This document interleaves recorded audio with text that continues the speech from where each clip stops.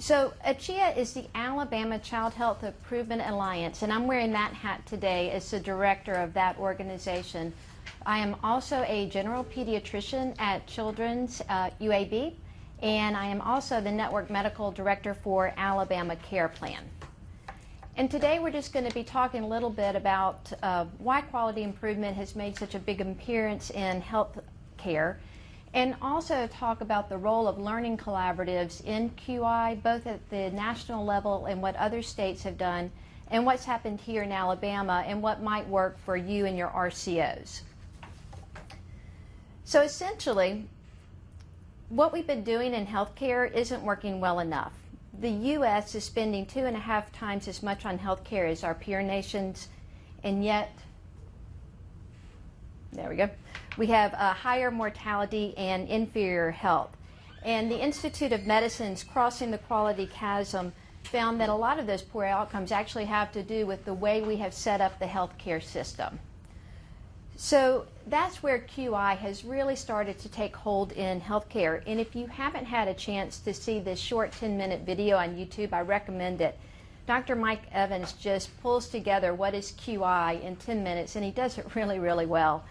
And one of the points that he makes in there is that every system, it's a QI mantra, every system is perfectly designed to get the outcome that it gets. So if you want to change your outcomes, you really need to change your system. And he also talks about that people coming in from the outside don't have the answers to come in and change the system for you, that the answers to any issues within the system are already there. It's in the practices. In our case, we're talking about practices today.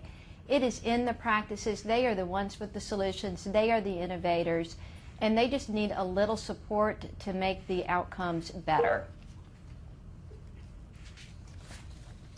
So what quality improvement really is just taking what we know to what we do.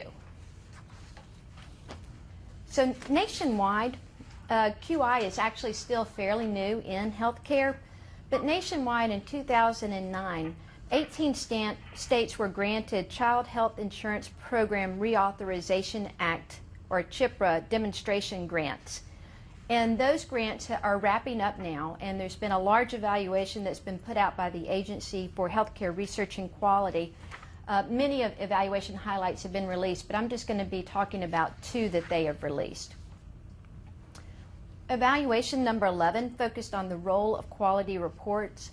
And quality reports are what those of us that are new to the RCOs are getting, where you understand your data, where you understand how many of your patients are coming in for checkups, how many of them have had their hemoglobin A1C reports.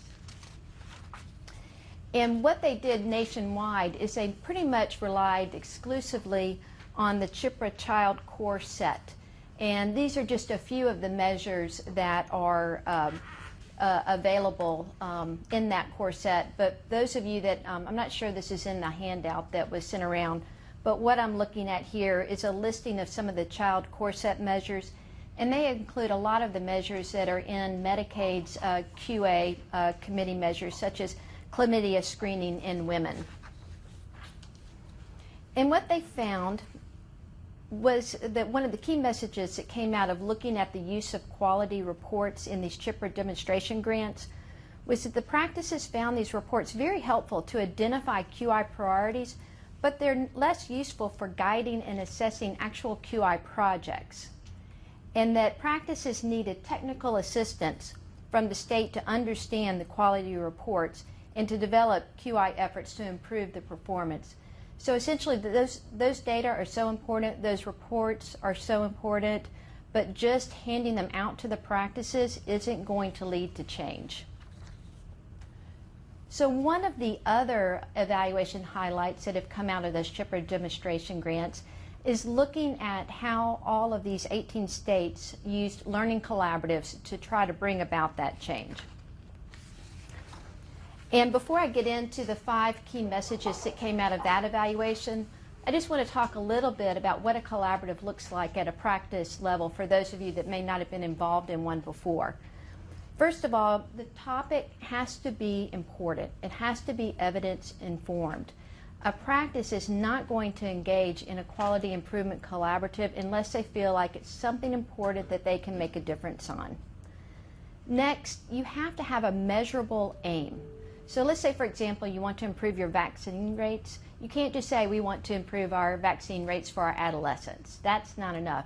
You've got to say, by August 2016, we want to improve our HPV initiation vaccine rates by 10% for our 11 and 12-year-old patients. That's a measurable aim. That's how you can know if you're really making an improvement.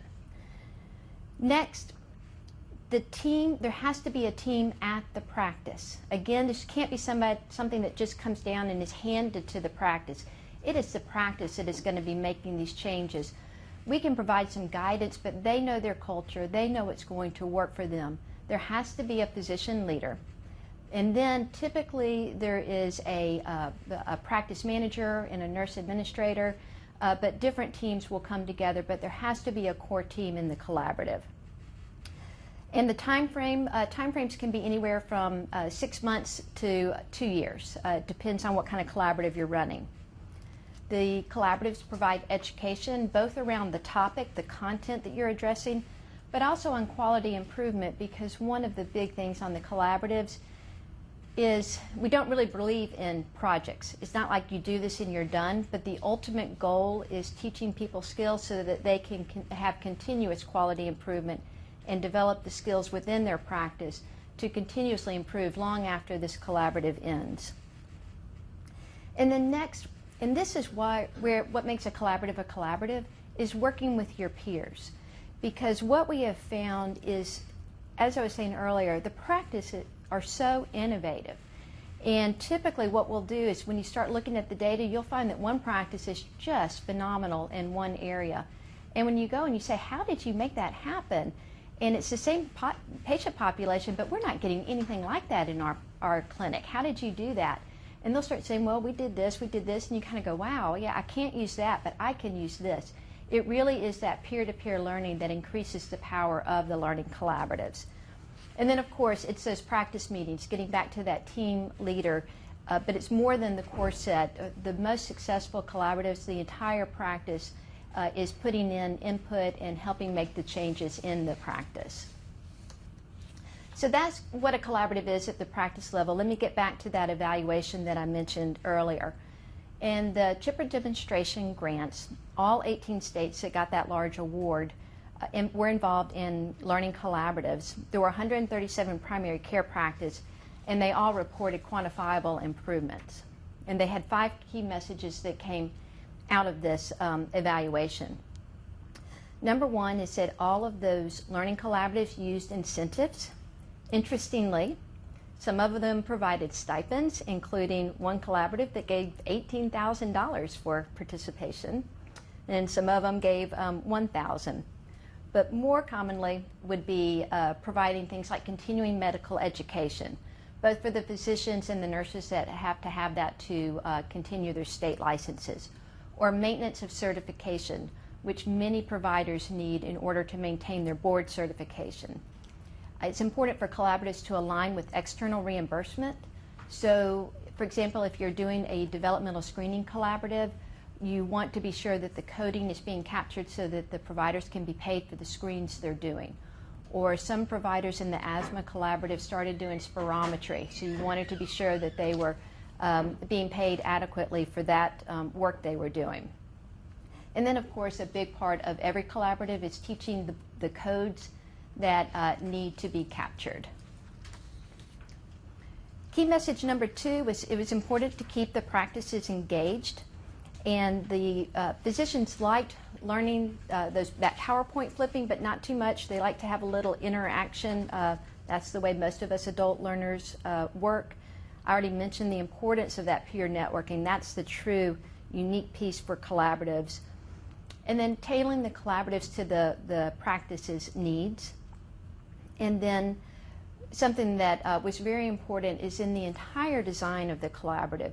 You want to have a physician involvement at the very beginning, practice involvement at the very beginning, because they have to be involved in the design of the project in order to be sure that what rolls out is important to the providers that are going through it. Key message number 3 was the importance of individual practice facilitation. This is also called QI coaching, and all of the CHIPRA grantees use this in some form or fashion. They were either available by phone or in person, and we all know how busy the practices are, and their world is not revolving around this one collaborative. First of all, they need to see patients. Then they've got to keep up with ICD-10 and meaningful use and picking their child up from soccer. So the QI coach is very important to keep everybody on task. Key message number 4 was the importance of, out of these collaboratives, they formed new referral relationships. It could be to a specialist or a provider, but it could be to other areas. Care coordinators were a big part of this. I know in some of the collaboratives we've run here in the States, there were a lot of connections made to, in our obesity collaborative, to community resources around nutrition and physical activity. And then the last key message out of this evaluation was the increase in medical home capabilities. Practices learned how to do simple tools such as those PDSAs that they could apply at later times. But very importantly, they understood how to analyze those quality reports they were getting, and they also were very motivated by having those quality reports be comparative, and seeing how they were doing compared to their colleagues is very motivating, I have found.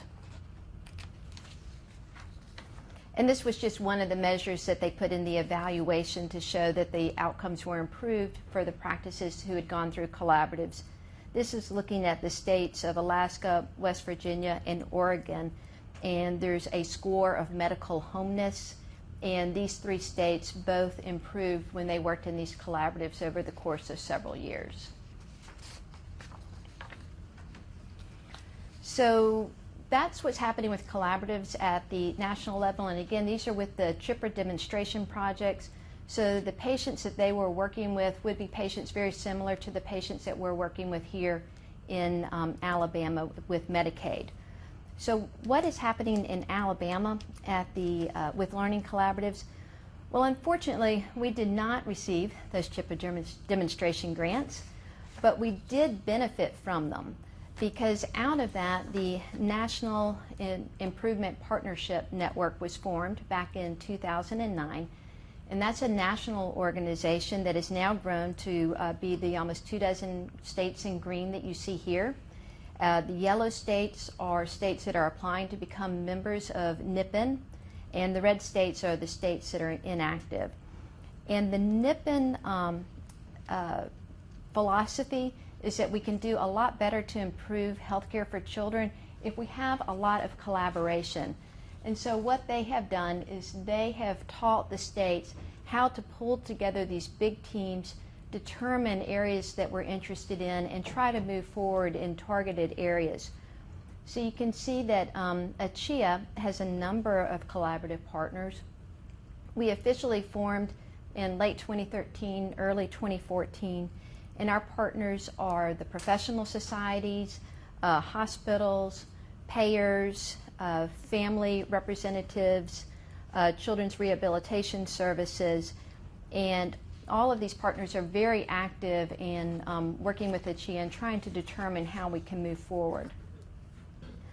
Our mission is very modest, for Alabama's children to achieve optimal health, and our vision is that we can improve outcomes by fostering a culture of quality improvement through these partnerships. And ACHIA's collaboratives really do mirror what I just described at the national level. We do provide incentives, not money, but we do provide incentives. We provide the maintenance of certification, the CME. We also really try to make sure that our collaboratives line up with what practices have to do to meet meaningful use criteria, as well as practices that are trying to be certified as a patient-centered medical home. A lot of our collaboratives are used for that. So you want the biggest bang for your buck. You don't want this just to be one collaborative, but you want it to meet very many different needs. In terms of having engaged providers, we do have our leaders be from the state of Alabama. For example, in our Obesity Collaborative, we had Dr. Produm from University of South Alabama and Dr. Wallace from UAB. In our upcoming collaborative, we have Dr. Karen Landers, who's serving as our immunization expert. And then we do use the peer data. We do use the practice facilitation. We've always had QI coaching, and we have now contracted with a QI coach that many of you probably already know. Her name is Lucretia, used to be Britton, now is Thomas, and she was a QI coach in some of the previous asthma collaboratives. But she also coaches nationally for the CF Foundation and for the Crohn's Foundation. And then I already mentioned some of the new relationships that have been forged as a result of our collaboratives. And then we always organize our collaboratives around the model for improvement. And the model for improvement is a very straightforward model which just says, what are we trying to accomplish? How will we know if change is an improvement? And that's that measurable piece. What changes can we make that will result in improvement? And then it's very important to do that PDSA cycle, that plan, do, study, act cycle. Make a change, make it on a small scale, problem solve before you try to just roll it out everywhere. And there have been 4 main topics that Alabama has experience with in terms of learning collaboratives. The Alabama chapter of the American Academy of Pediatrics brought in the asthma collaborative, so there were 3 cycles that many providers went through, and the last cycle had a home visiting program where we had home workers go and learn how to evaluate the home, how to support the patients in the home. But those 3 cycles had excellent results, and just as one example, Dr. Tyler down in Alexander City, he credits the collaborative with really decreasing his ED utilization rate. His expected per member per month utilization is a 0.12, but he says as a result of the collaborative, his ED utilization has stayed down somewhere between 0.02 and 0.04 after his team went through the collaborative. Another area that we've had multiple cycles on is developmental screening and autism screening. And this is just one example looking at the 9-month well child visit. And to put it into why is this important, we know that only about 12% of Alabama's children receive any kind of developmental screening to assess for risk of delays. But we know that even the best of us in our practice, if we only rely on surveillance, just our assessment of the child when they're in the practice, we pick up about 1/3 of the children who have delays. But if we add that screen into the process, we're going to identify up to 70 to 80% of the children at risk. And that's important because in Alabama, only about half the children are being identified currently before they arrive at the school.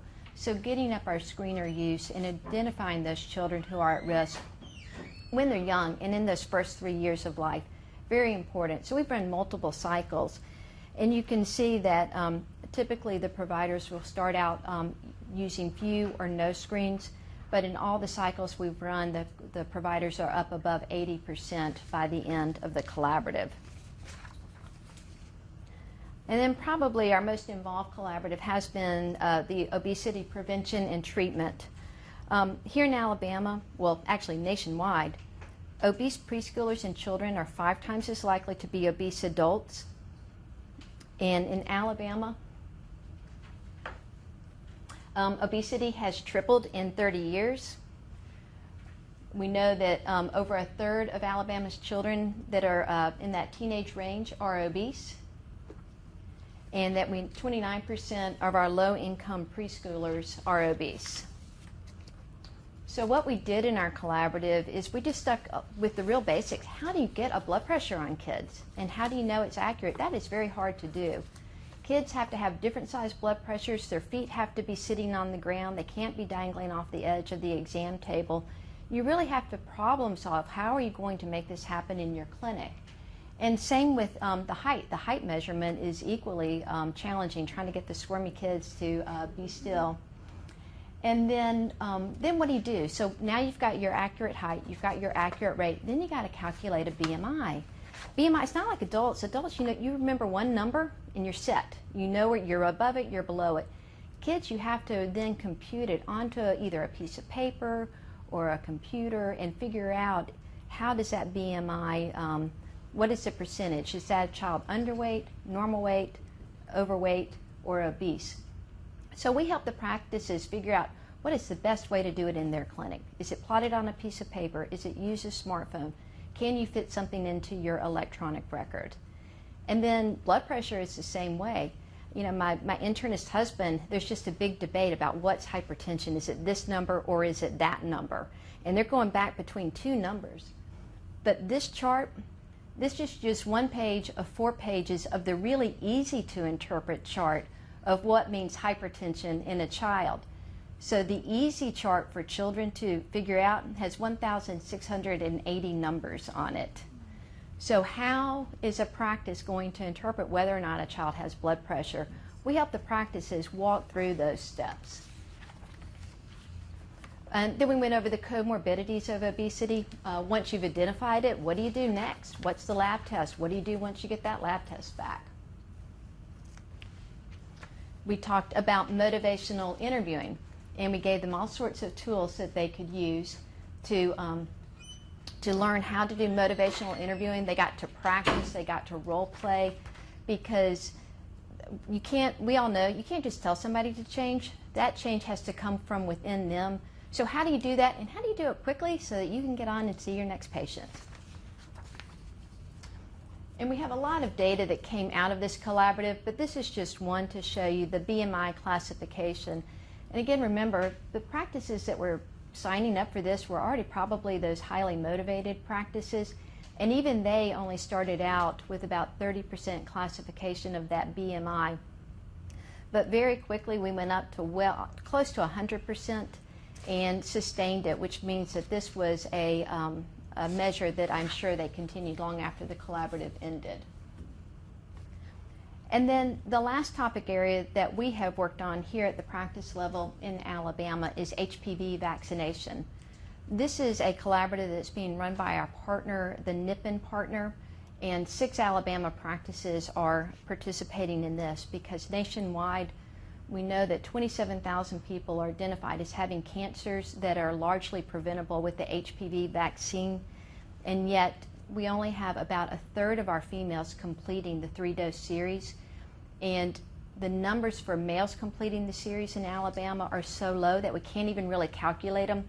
The only thing we know for sure is that our males are pretty much dead last in the country. So this is all great, but why do practices participate? I already alluded to the fact that everybody's busy, everybody's already working overtime. You have people coming and going and staff training.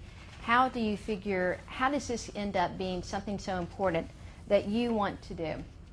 And so what I did was I asked a couple of different physicians who had participated, and just give me a minute while I read some of the things that they sent back to me about why they participate in collaboratives and why it's important to them.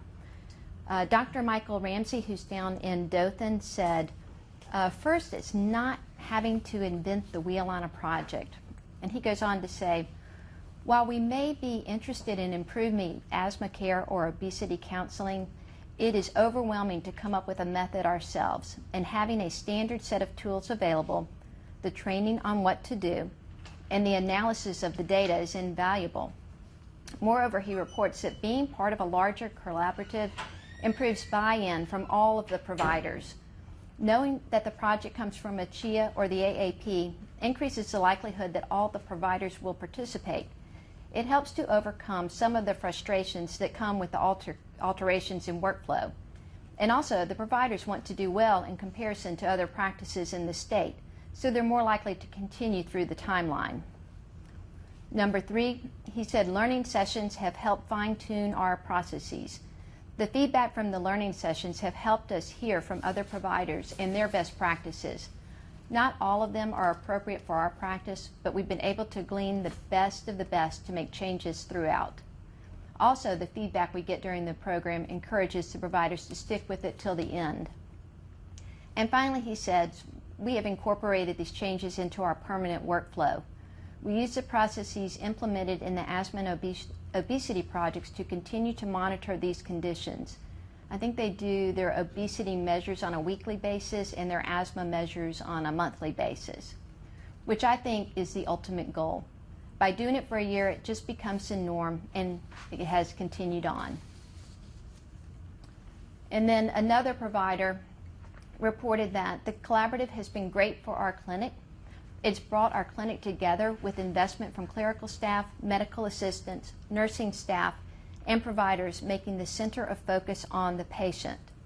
She goes on to say that beginning with the HOW project, HOW, Healthy Active Living, that was the name of the obesity project, meetings were held with the whole staff to discuss how everything that occurs from the front desk to checkout affects the message we give. And things that we had attempted to accomplish singly for months to years, which had not been successful, became successful quickly with this group effort. So again, the real motivation, we can talk about alignment, you can get MOC, you can get CME, but really the real motivation is to improve care for the patients. So with that, how is this relevant to us? Because I've got my ACHIA hat on and my medical director hat on. How is this why is this important to us in the RCOs? Well, in the short term, there's an out-of-the-box opportunity coming up. We're going to be running another HPV Collaborative, and this one is going to be Alabama-based. It's one that we're able to offer because of funding secured by the Alabama chapter of the American Academy of Pediatrics, and it's something that I think we're going to be able to help us turn our quality reports into actionable items. Our aim is going to be to increase HPV vaccination initiation and completion by the age of 13, and we're looking to increase those rates by 10% for the initiation and increase doses 2 and 3 by 10%. And we're going to do this by teaching the providers the evidence-based intervention of providing a strong provider recommendation, and then offering them different options to figure out what's going to be the best fit for their clinic. Do they want a reminder recall system? Would they be interested in a provider prompt system? Do they want to consider standing orders? And some of the highlights from this collaborative that we have coming up is it will be all virtual, meaning there's going to be no travel involved. You're not going to have to pull staff out on a Saturday or close down your office. We are going to be using a database that is created by the American Academy of Pediatrics, and this database only, that's the reason it exists.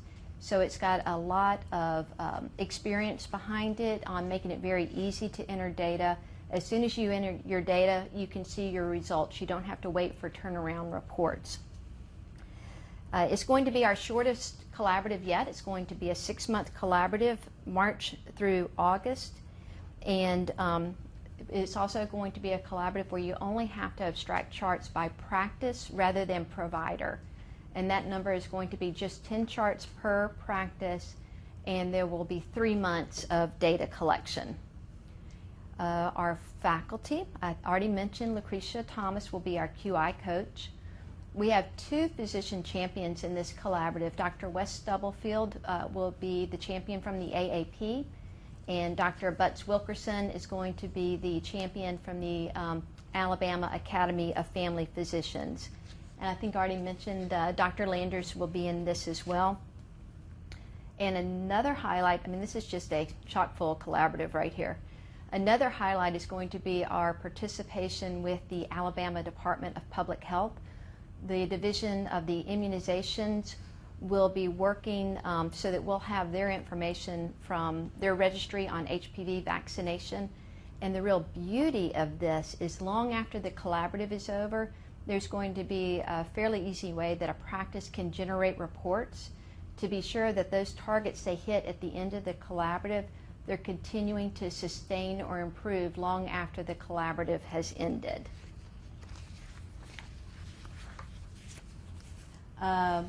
So what are some of the incentive alignments? Well, specific to the RCOs, I can think of a couple of the measures. It lines up beautifully with the adolescent well child visits. And we're going to be targeting and collecting data in those months of May, June, and July, which is a prime time that usually a lot of providers are trying to get their adolescents in for visits. It lines up well with adolescent immunizations. While our QA measures do not actually look at the HPV vaccination, we will certainly in our collaborative be talking about the importance of getting the meningitis vaccine and the tetanus, diphtheria, pertussis vaccine as well.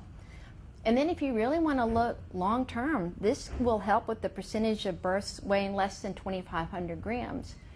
And the reason for that is HPV is the most common cause of cervical dysplasia. And one of the interventions for cervical dysplasia is removing part of the cervix. And when that happens, the women who become pregnant after that are more at risk of having a preterm infant. So if you want to look down the road, it's going to help with that measure as well.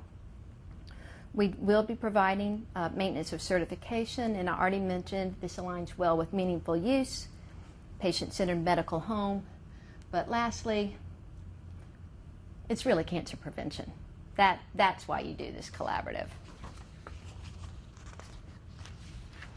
So those are some of the short-term things that we can offer the RCOs, but that's just something we already had rolling. It aligns well, but I'm very interested in hearing from you what you would be interested in, what's going to be helpful to you in your RCO. You know, get in touch with me. Is there a certain topic that you want to talk about? Do you want to do a different kind of collaborative? Really, we can open this up and make it whatever you want, but we're here to help you meet your quality improvement needs at the practice level.